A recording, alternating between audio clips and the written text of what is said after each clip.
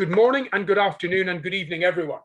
It's lovely to see you all again. Another wonderful Foresight Lecture by a magnificent speaker who I'm going to introduce to you all in just a moment.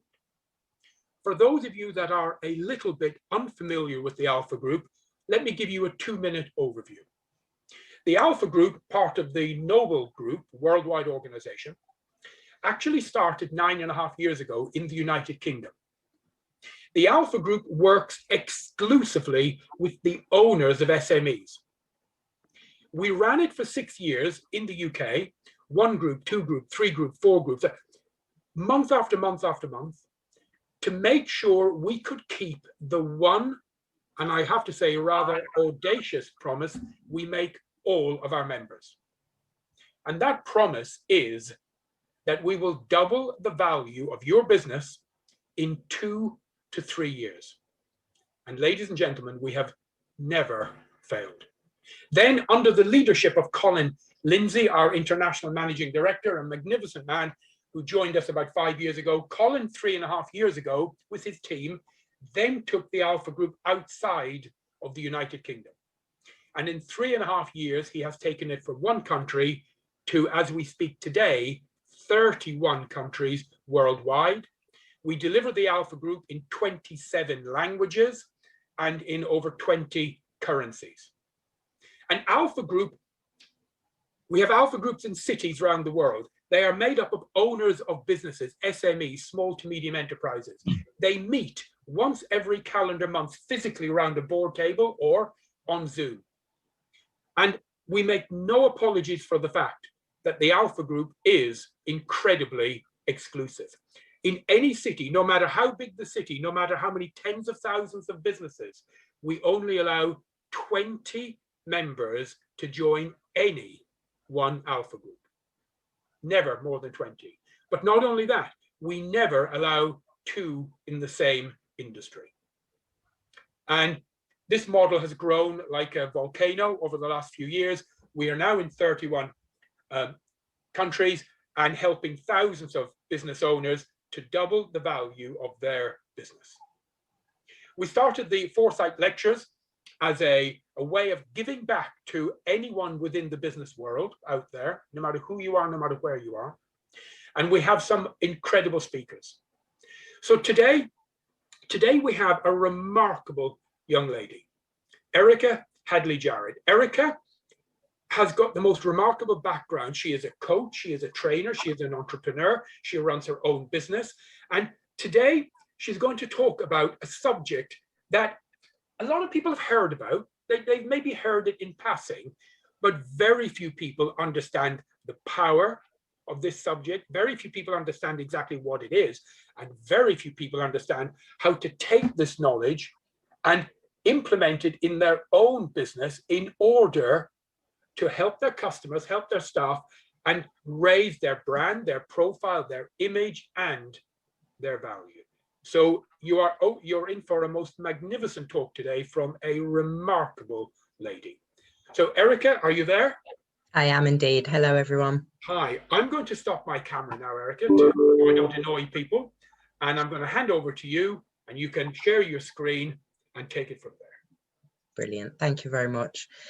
Really happy to be here today. Before I get started, just wow at that introduction and wow at the work you do and bringing people together all across the globe. You know, that's how we connect, that's how we grow in business. So yeah, really happy to be here today. A little bit nervous, not going to lie, so please bear with me, everybody. I'm just about to share my screen now. Okay, so before I get started, I just want to kind of introduce yourself a little bit and set the bit of context. So yeah, I'm Eirca Hadley-Jarrett, and first of all, just thank you for taking the time to be here today. And I really appreciate, as business owners, you know, time is one of your biggest assets. So I really appreciate that, and I really hope I can add some value and maybe even teach you something new today. So I'm here to discuss social capital. And as just mentioned, we've probably heard this term flying around in some respects, but what does it actually mean? So what I want to do today is break down social capital, the meaning behind it, and how we can apply that to business our own businesses and how we can kind of flourish during these new unprecedented times. So just to put into the context a little bit, I have a very varied background when it comes to kind of my education and employment and business. I've done a little bit of everything, which, you know, as they say, maybe a master of nothing, but I know a lot about a lot. Now, I discovered the term social capital to begin with way back in university days, where I wrote my dissertation, and I actually applied that to the third sector, which has got me thinking now as a business owner, what benefits could social capital have, not just to me, but to maybe others. So my business, after trying a number of different things out over the years, I finally set up Pregnancy Moonbox in 2019. Give you a very, very brief overview of that. Pregnancy Moonbox is basically a tailored box aimed at pregnant women for different stages of their own pregnancy, which can either be purchased by mom-to-be as a bit of a treat and a bit of luxury, or as a gift. Now that can either be purchased as a one-off or as a subscription model. Now, when I first decided I was going to go into this business, I was literally blind. I had no prior experience of pregnancy myself personally. I knew nothing. I had no knowledge of this sector. I had no contacts within the industry. And most importantly, I was strapped for cash. I literally knew nothing, nada at all. So it got me thinking, okay, this is something I'm passionate about and something I really want to do, but how do I get this off the ground? And one of the things that I kind of seen as vital at that moment was in the planning stages, I knew I needed to expand my knowledge. And in order to expand my knowledge, therefore expand my networks. And there was two ways of doing this. I could sit down maybe for hours on end and learn things like SEO, or I could just meet maybe the right person who could save me hours and hours in research, and just by having a brief conversation, maybe give me the skills or point me in the right direction to somebody that could help me. So that took me on my kind of social capital, social networking journey. And I spent literally a year in the planning stages of my business, networking, trying to seek out any opportunity, which kind of became a bit of a full-time job in itself in some respects. And I began having conversations, I began collecting business cards, and I started to think about how I could continue the connections with these people I've met. Now, I'm really good at networking, I'm really good at meeting new people, but I'm not so great at maintaining some of these connections sometimes. So I started thinking about that, and at the time, it really didn't feel like I was getting much out of these networking events and these interactions with these new people. I felt like at times I was banging my head against a brick wall and could really not see the benefit. And then I just started to think about things slightly differently. So I turned things around on its head, and I started to think that rather than what can these people or networks add to me and give me, but what can I add to these people, these businesses, these people that I'm interacting with. And when I flipped things on its head, I started to see a bit of a shift and a better result. And I started to see things happening slowly. I began linking maybe somebody I'd met with another person that I feel could have been used or helped each other. I began supporting people's businesses, whether that was buying a small product or showing up to something like this, a face-to-face event, whatever it was. I kind of added value, showed support. And the more that I did this, the more it was kind of reciprocated, which then started really opening up lots of new opportunities for me and my own business. And I became aware of things like grants that were available to help me get off the ground. I found out about entrepreneurial groups that could surround me around similar-minded people. And I also found out about free business resources and the things that are out there that could help me for very little, because as I said, at this point, I was kind of very strapped for cash. So as a result of that, I began meeting suppliers, I began meeting potential partners, I began meeting people that could help me with my business planning stages, but also people that could help me with registering my trademark, things that I had no understanding of at this point. And I really started to see how these things were coming together. And most importantly, I managed to secure investment from going down this route. So that was just to kind of put things a little bit into context. Now I'm going to get started on my presentation itself. I didn't know how it was going to be today, so I didn't realise I wouldn't be able to see you all. So maybe if you could just write in the chat box and I'll have a look when I get a moment. I just want you to write in there how many of you have actually heard of the term social capital before. And I'll give you a minute to do that so I can have a little look at your answers.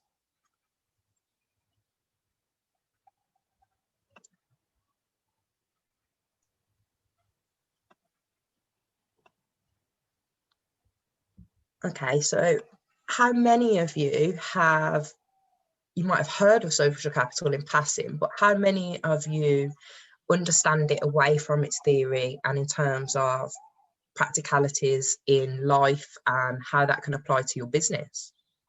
If you can just write that in the chat box, just so I can get and kind of gauge an idea.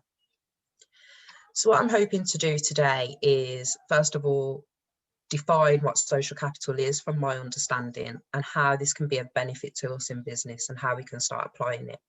So first of all, I think we have to start with a definition, and the best definition I could find in basic terms was the Oxford Dictionary, which said, social capital is a network of relationships among people who live and work in a particular society, enabling that society to function effectively.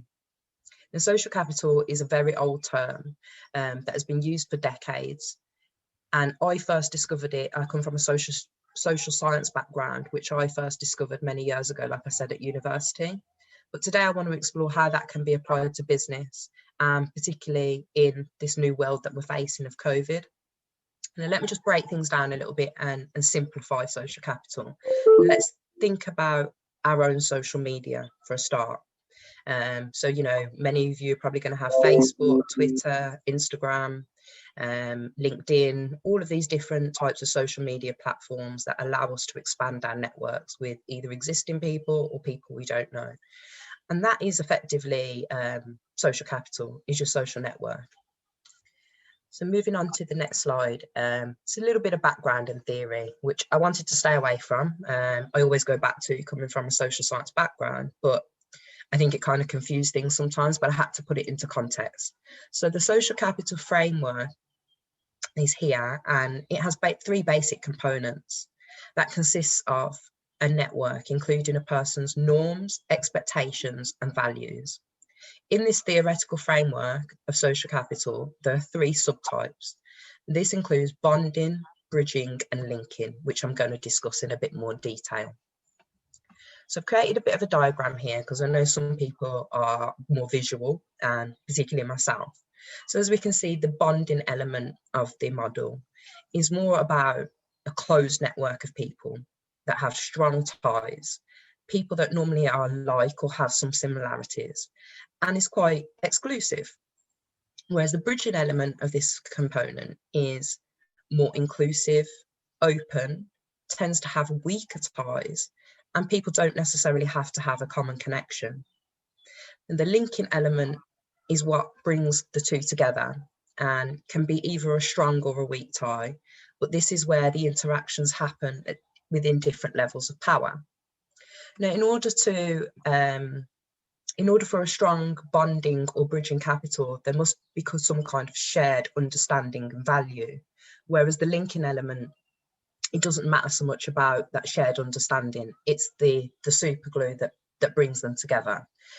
Now, I'm going to explain this in a bit more detail. So we're going to go on to the bonding element. So the bonding capital is good for getting by, is that day-to-day necessity stuff that we all need. For an example, this would come from your common ties, those strong relationships. So your family, your friends, maybe your business partner, or even a close colleague. Now, these relationships tend to be close, in frequent communication with each other, and are interconnected in some formal way. Now, in order to achieve successful bonding capital, particularly within business, we must have this sense of shared identity, understanding, and belonging. This is typically found in a particular team within business or within fractions of a business, so not a business overall. So I just want you to take a moment to think about some of the relationships in your life that you would see as a bonding relationship and bonding capital. And again, feel free to share that in the chat box or comments. I'm just going to give you a moment to think about that. So this could be, you know, in my case scenario, I've got very, very strong ties with my mom, my brother, a few close friends. I wouldn't say so much colleagues. It's different when you work so much by yourself.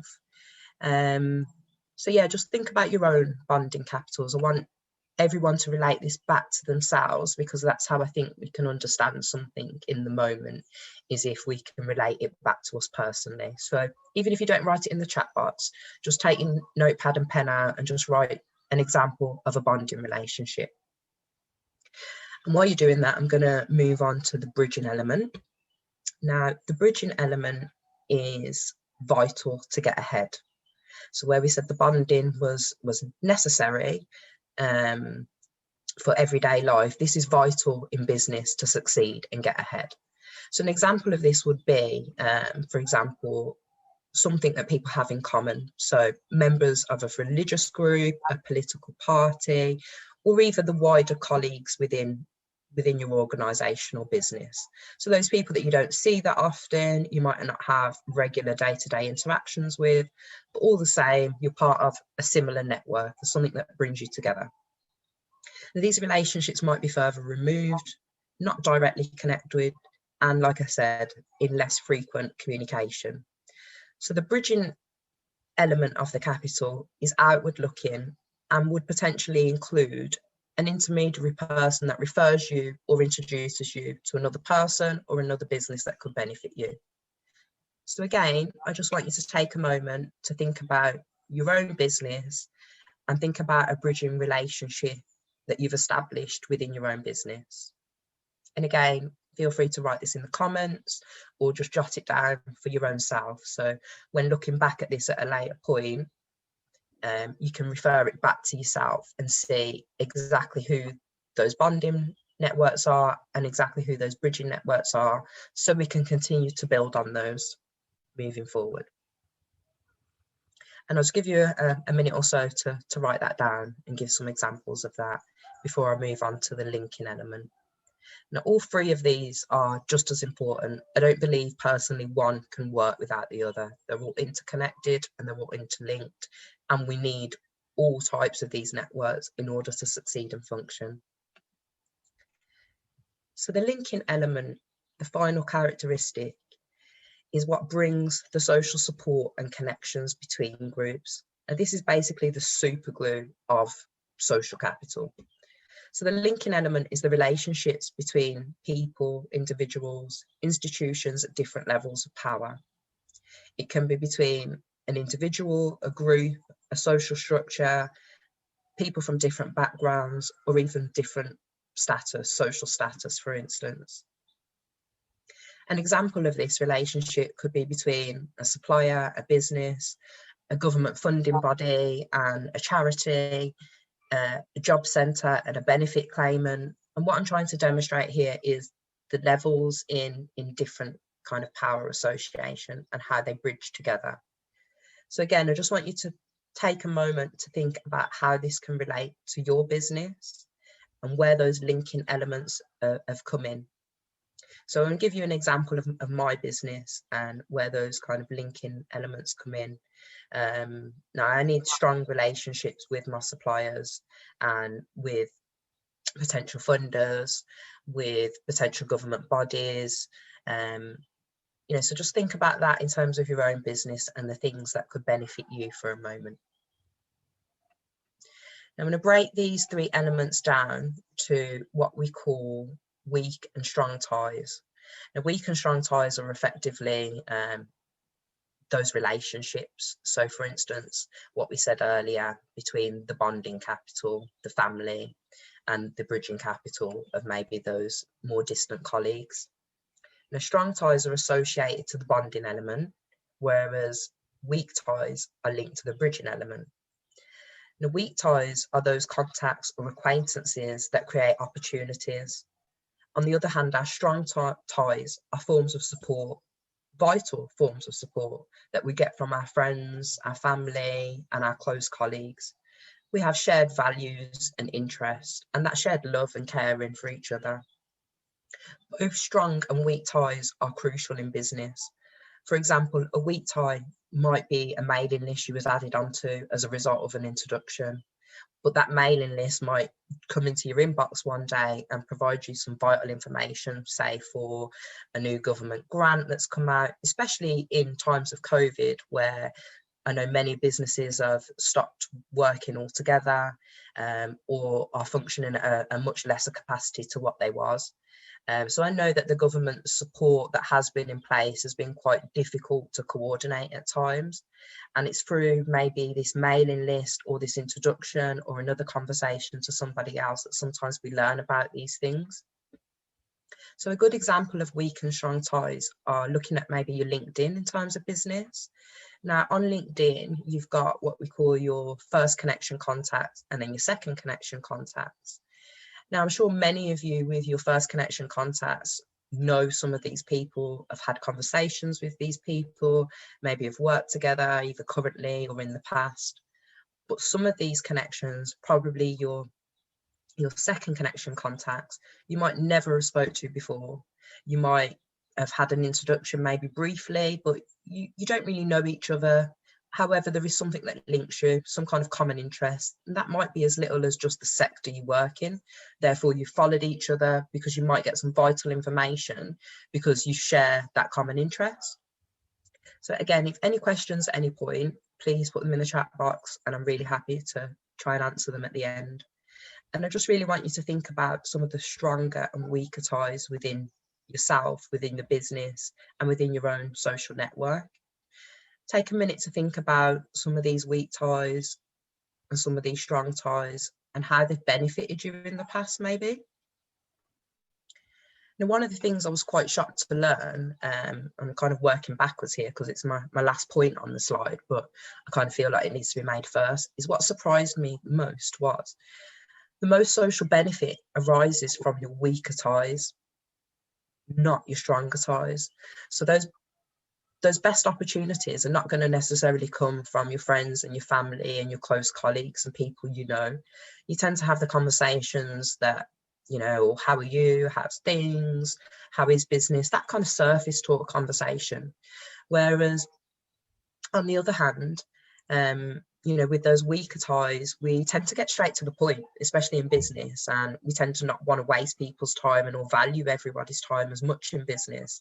So we only have conversations where it's necessary. And what I found from my own personal experience when I kind of set the context was these new networks of people I'd surrounded myself when I was trying to launch my business and plan for my business added so much value. It wasn't my friends and family. They provided vital support and believing in me, but it wasn't them that could give me the knowledge I need to move things forward.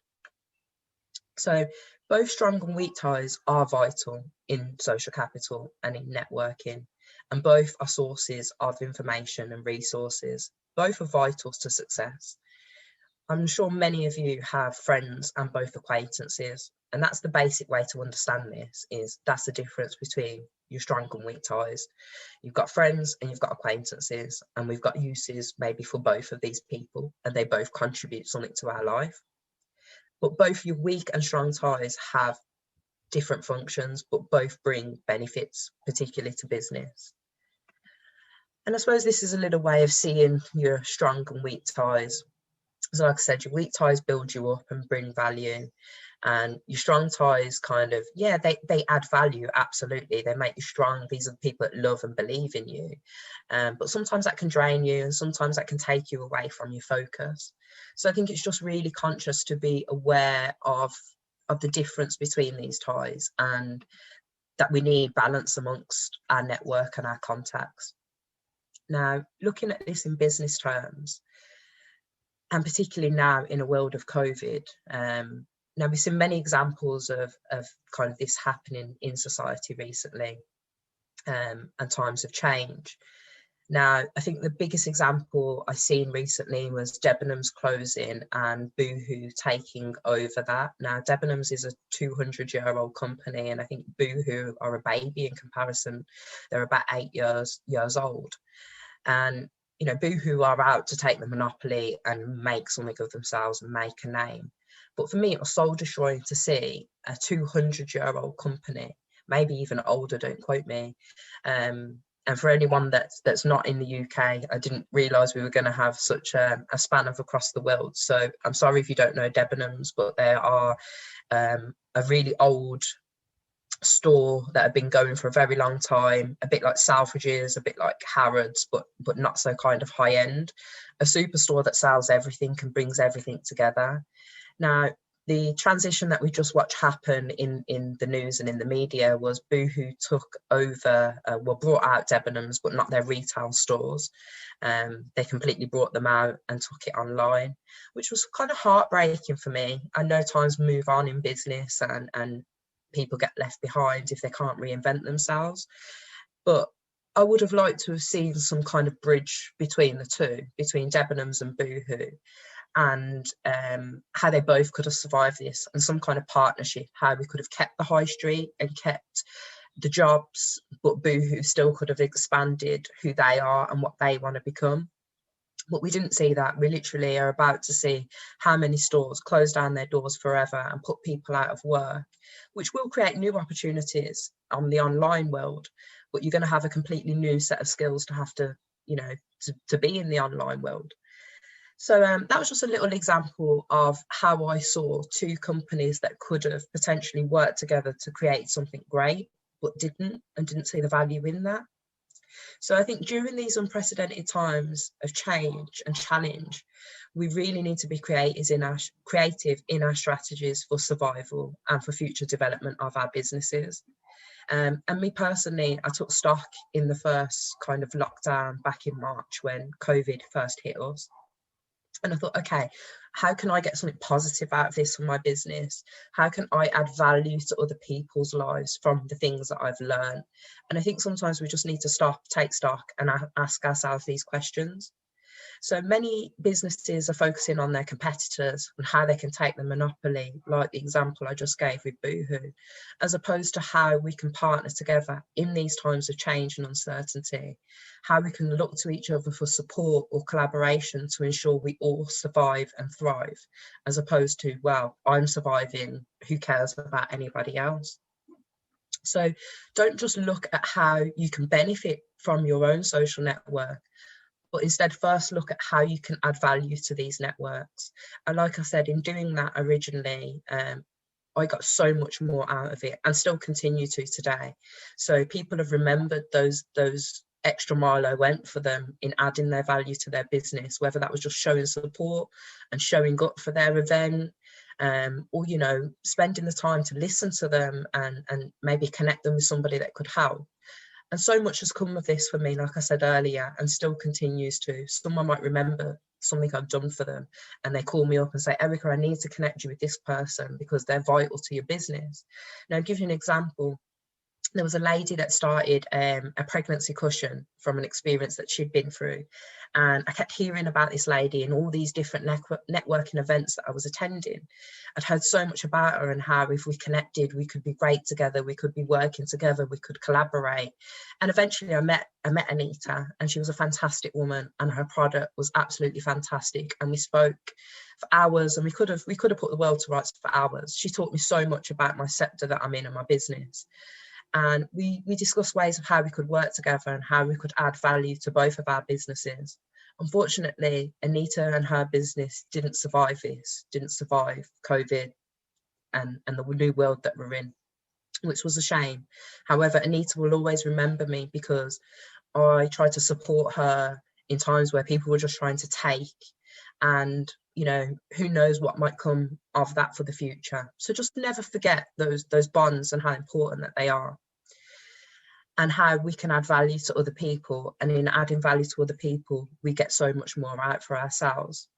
So look at how we can collaborate between businesses or sectors, how we can add value on both sides, and and in order to do that, just understand that we can't work with people that don't have some kind of shared norm, expectation or value, because this is what makes a partnership great. So at least we can connect on some kind of level, then it will be difficult for us to work in partnership in some kind of way. But that doesn't stop us from linking in that terms of that linking capital. So Bert done a study in 2001, 2004 and 2005, and that reflected that how these bridging ties, either within a business or even outside of a business, can benefit. And they benefit through bringing in new opportunities, new and innovative ideas. So moving on to the next point, social capital is associated, when we look in terms of a society point of view, it is associated with better education, improved economic performance, greater life satisfaction, and more positive impacts all round. So if we stop a minute and think about the seriousness of that, and why we're not speaking about social capital, and why we're not trying to understand it more and apply it to our business, because it has so many benefits. It means that as employers and employees, we will be happier with a stronger sense of social capital. And with a range of strong and weak ties, will therefore have better performance and will work better. So another research study done by Wellman and Frank showed the size of a person's network and the strength of a person's ties within that network affects what kind of support and opportunities a person will receive. And I can speak personally of this, and I want you to think about some examples of your own life and yourself. If you wouldn't have just maybe been on that train that day going to Edinburgh and sat next to that person that you had that engaging conversation with for 2 hours, you know, that they wouldn't have been able to teach you so much in that moment and maybe connect you to some of your great contacts. That's just an example, but I just want you to think about moments where you've met somebody that have been benefit to you, that could be the change. And if you can just think about that and write it down for yourself, or write it in again in the box, and that would be great. And I just think it's good to write things out, because we've got them on paper and it makes things clearer in our own heads. But also when we look back at things, we can apply it directly and we're like, yeah, I remember that. And I remember how that works for me and my business. So I'll just give you a moment to think about that. So when it comes to networking, I think the thing we've really got to think about now, especially in this virtual world of networking, it can be quite difficult. We can't see each other in some of these such situations. We don't know exactly who each other are or what we do. And it can be quite difficult, but always be open to opportunities and always be seeking new networks, whether those be strong or weak ties. Make sure that we are considering both, because they both have benefits. And just quickly moving on now to some conclusions that I came to when I was writing this presentation, and the more I thought about social capital and how it's applied and benefited my own life and business. So it is the key for us being happier as business people and ultimately being more successful. If we understand our own networks, then we can always be open to the opportunities. And if we're open to opportunities, then only good things will come as a result, rather than thinking, I don't have the time to go to that networking event. I don't get anything out of that. I just meet a bunch of people every single week that discuss things that are not relevant to my sector. Keep showing up, keep contributing, keep seeing how you can add value, and only good things will come as a result of that. Social capital is about building networks and the benefit that comes to individuals or businesses. So the more social networks you have, the more information, knowledge you'll learn, and more opportunities that will come. And as I gave in my earlier example, from doing those networking and building on that capital, I discovered suppliers, partners, recruitment, investors. And now as a result of it, my very, very small business, who's just me, now collaborates with some amazing, huge international brands that are known to the pregnancy world. So like Palmer's, you know, coconut butter, and also Weleda, Narins. We work with some huge, huge, huge brands, and we don't pay for any of those products, which adds so much value to my business and to my customers, because of the products in the box ultimately add more value to my customers, which makes my customer happy, which means my profit margins are higher because I don't pay for these products, and I can attach these big businesses, their brands, to my little tiny business. And that gives me more clout, more credibility, and shows, where my business is going. Now, I would have thought in the beginning, how is little old me that's only sold 100 boxes and is not established and not known to anybody, how can I partner with somebody like Palmer's or Walida? And that was by stopping and thinking about, how can I add value to them?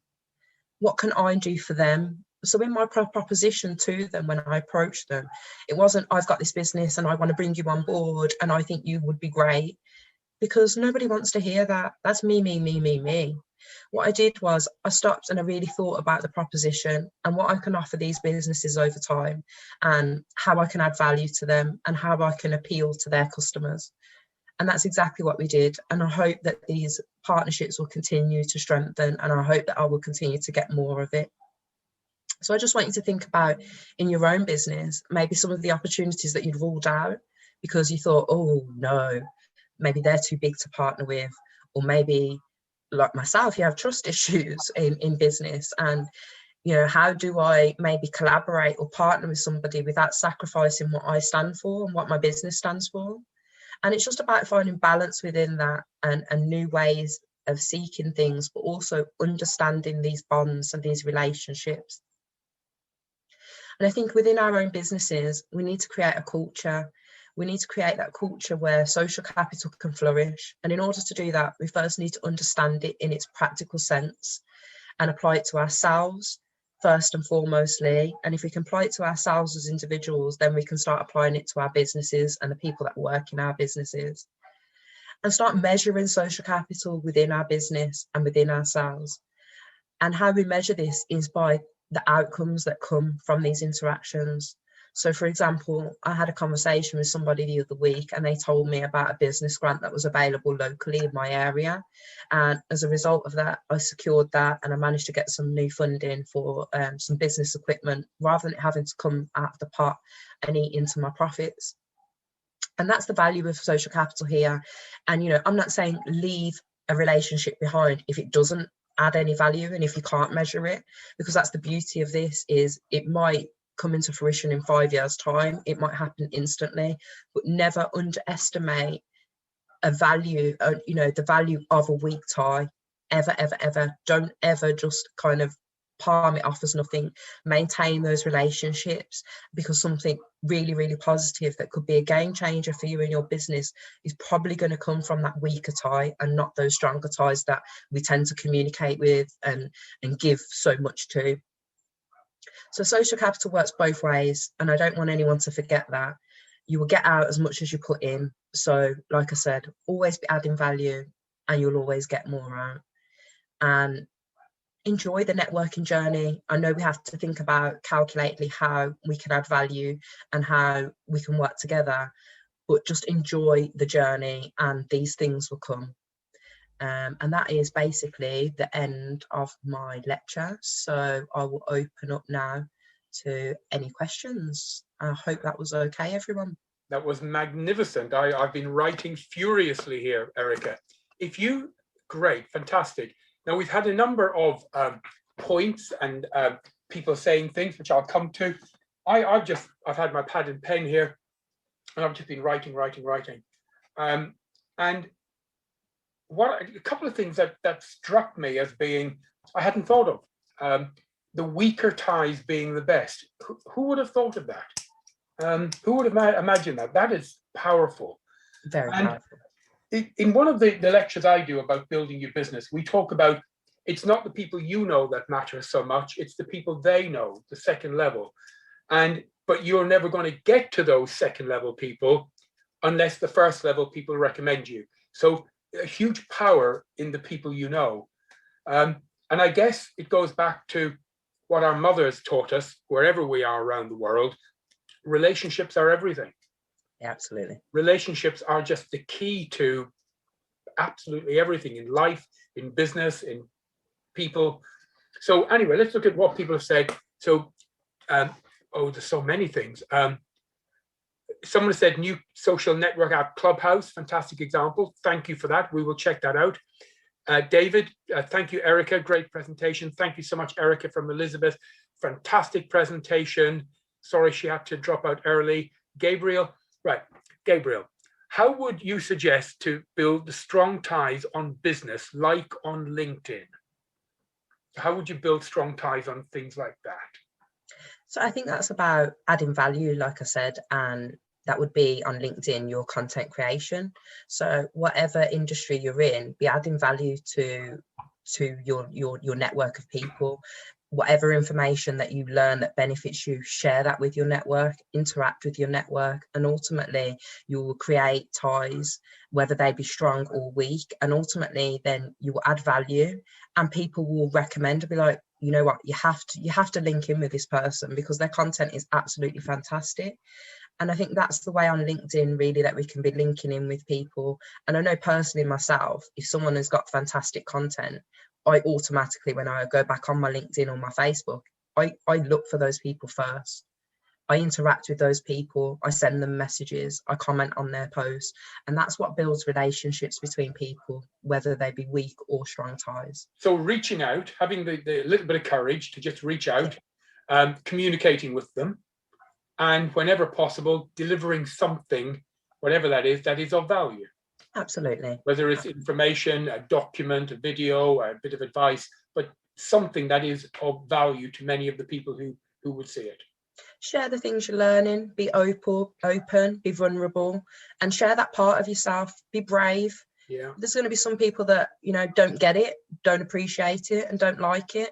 But there's also going to be people that really engage into what you're saying, and those are the people ultimately we want on board. Yeah, brilliant. Okay, everyone, just the last couple of minutes. If you have any other questions, or you just want to say something or make a comment, please now in the chat box before we bring an end to this. It is being recorded. The recording will be made available within 48 hours on the Alpha Group website, free of charge, and we would be delighted for you to share that as well with anyone and everyone you know. Remember, the aim is for us to share good practice. There's an old saying, a rising tide lifts all ships. So if we can help some people rise, then we all rise. So Eirca, thank you for sharing. From Larissa, can we be sent Eirca's slide deck? That's up to Eirca. Yeah, I'm happy to share that. I'll send that across to you. Okay, absolutely. So if you send that to Colin or I, when we put the recording up, somehow we'll make that available as a download at the same time. Brilliant. And all your details. And Eirca, are you on LinkedIn yourself? I am on LinkedIn, and I'm happy to share my contact details. So if anyone wants to connect with me or learn more, or I can support or help in any way, then please don't hesitate to reach out. Like I said, I spent that year of putting myself out there, and of, you know, even when I felt like I was banging my head against a brick wall, I just kept putting myself out there. I kept having conversations and I kept reaching out to people, and it does make the difference. So please feel free to reach out to me at any point. Great. I think people do appreciate that. Olga, nice long message. Many thanks, Eirca. A very timely topic. That's good. We start losing our connections and tend to forget that as human beings, we are social. It allowed through the 20th, 21st century, we become ego-driven. Time to restore values, norms, trust, belonging. Yeah, well done, Olga. Well absolutely, done. Absolutely. And Nedco asks an interesting question. So great session, Eirca. Would you like to share how do you balance between social capital activities and activities related to the delivery of your work? And that was something I really struggled with to begin with. And that's what I said, in the foundations of laying down my business, it was literally networking was a full-time job. I sacrificed the other things that it was like a throw up at that time. I felt like I could be sitting down in front of a computer learning the skills that I need for maybe SEO, or I could be out there having conversations, and all it would take was meeting the one person that could point me in the right direction or give me that bit of knowledge that would save me hours of research. So I think it's vital to recognise the both. And yeah, we need to be there and present in the day-to-day delivery of our businesses, but we also do need to make time to network, and that's how the only way really we can grow and develop. Yeah, great answer, Eirca. Listen, I'd like to thank all of you for joining, for giving us your most precious commodity, your time. Absolutely. And I'd like to thank Eirca. We so much appreciate you being with us. It's lovely to have you, lovely to meet you, lovely to see you. And your presentation was magnificent. So thank you for helping our worldwide community. Thank you very much for having me, and thank you for all the positive feedback. Honestly, amazing. I'm just glad I can add value maybe somewhere. So please don't hesitate to reach out, everyone. There's no doubt about that at all.